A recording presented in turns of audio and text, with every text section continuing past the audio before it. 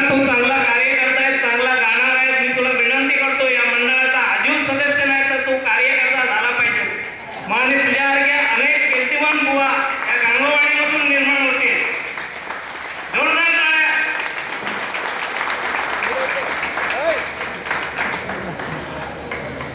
Hello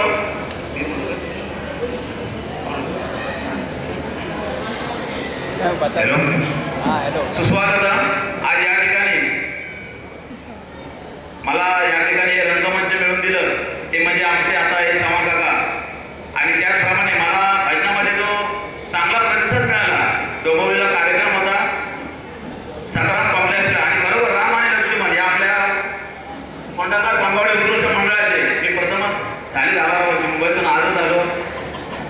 sorry चुकलो मी.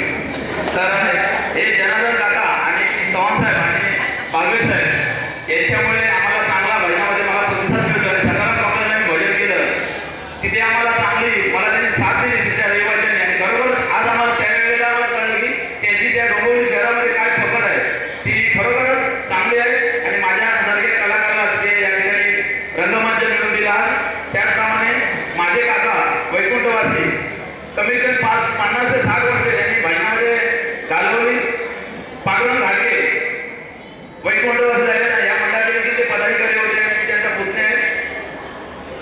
त्यांच्या मागे मी भजनाची कला मी टिकू शकलो हे माझं भाग्य आहे. परंतु तुमच्या आशीर्वादामुळे मी गांगोवडीतून शाळा शिकलो आणि ज्ञान या ज्ञानामुळे माणूस मोठा होतो, संत ज्ञानेश्वरांनी सांगितलेलं आहे. आणि आज माझी डबलबारी गणेश पांचाळ यांचे शिक्षक संतोष कळेकर वैभवडीचे ते राहतात कलमेला, आणि मी स्वतः सदाशिव पराडकर बुवा यांचा शिष्य अनंत गाडगे.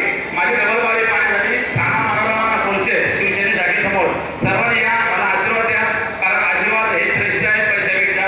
मला तुमच्या आशीर्वादाची गरज आहे.